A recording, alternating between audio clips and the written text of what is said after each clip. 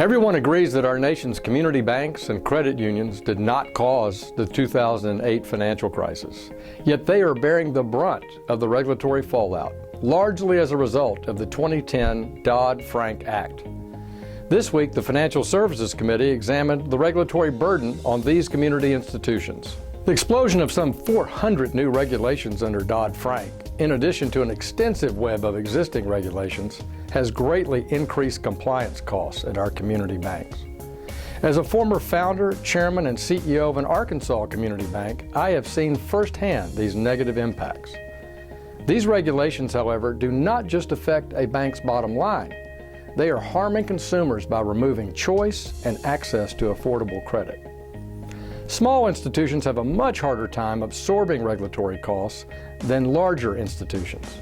And as a result, many of these costs are passed along in the form of increased fees or more limited credit availability. Other rules have caused customers to lose access to services that they used to enjoy at our local banks, like free checking and overdraft protection. Because of new mortgage rules from the Consumer Financial Protection Bureau, it's become harder for low and middle income borrowers to qualify for a mortgage. One bank in my district noted a 40% decrease in loan approval rates due to new underwriting standards, while another bank is exiting residential lending altogether due to the complexity and uncertainty in these new mortgage regulations.